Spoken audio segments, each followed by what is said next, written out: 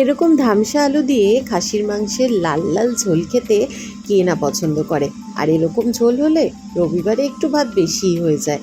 তা আমি কি করে বানিয়েছি চলো দেখিয়ে দিই। প্রথমে আমি নিয়ে নিয়েছি 500 গ্রাম মতন মাটন, প্রত্যেকটাই রেয়াজি পিস রয়েছে এবং এর মধ্যে ভালো করে ধুয়ে জল ঝরিয়ে রেখেছিলাম। দিয়ে দিলাম টক দই, হলুদ গুঁড়ো, লঙ্কার গুঁড়ো, তার মধ্যে জিরে ধনের গুঁড়ো, অল্প সামান্য নুন, সামান্য চিনি, টমেটো কুচি, আর তার সাথে হচ্ছে কয়েকটা রসুনের কোয়া আর কুচো করে রাখা পেঁয়াজ এবং কাঁচা লঙ্কা, সর্ষের তেল দিয়ে বেশ ভালো করে এটাকে মাখিয়ে নিলে ম্যারিনেট করে রেখে দিলাম।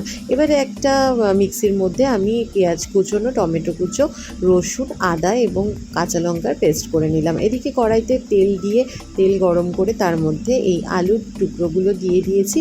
অল্প একটু নুন হলুদ দিয়ে বেশ ভালো করে লাল লাল করে ভেজে আলুটাকে আমি তুলে রেখে দেবো। এবার ওই তেলের মধ্যেই আমি ফোড়নে দিয়ে দিলাম গোটা গরম মশলা, গোটা জিরে এবং তেজপাতা, দিয়ে দিলাম কুচো করে রাখা পেঁয়াজ। এবার পেঁয়াজটাকে একটু ভালো করে ভেজে নেব, খুন্তির সাহায্যে নাড়াচাড়া করে ভালো করে ভেজে নিতে হবে পেঁয়াজটা।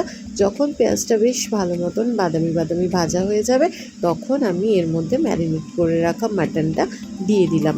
এবার এটাকে আর কিছুই কাজ না, বেশ ভালো করে খুন্তি দিয়ে নাড়াতে হবে। পেস্ট যেটা করে রেখেছিলাম সেই পেস্টটাও আমি এখানে কিন্তু দিয়ে দিলাম। আদা রসুন কাঁচা লঙ্কা এবং টমেটোর পেস্ট এখানে ইউজ করলাম। এবার দেখো বেশ ভালোভাবে কষছি, যত কষছে কালারটা তত ভালো হচ্ছে। পেঁয়াজগুলো যত ভালোভাবে গলে যাবে আরও ভালো সুন্দর কালার হবে। এর মধ্যে আমি কিন্তু ভেজে রাখা আলুগুলো অ্যাড করে দিলাম। আলুগুলোও আমি মাংসের সাথে কষিয়ে নেব, না হলে আলুর ভিতরে নুন বা মশলা না ঢুকলে ভালো লাগে না। মাংস দিয়ে কিন্তু তেল ছাড়তে শুরু করেছে, এমনিতেই মাটন, তাও আবার রেয়াজি খাসি ছিল। তো খাসির যেহেতু চর্বি থেকেই অনেকটা তেল বেরিয়ে যায়, তাই সেখান থেকেও তেল বেরিয়েছে।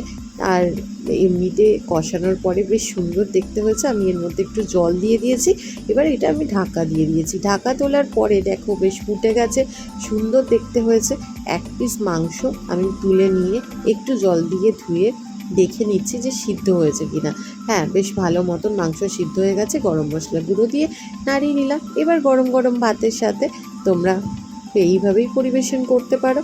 চলো আর দেরি করবো না, দেখেই আমার খিদে পেয়ে যাচ্ছে। আবার দেখা হবে তোমাদের সাথে নতুন একটা ব্লগে।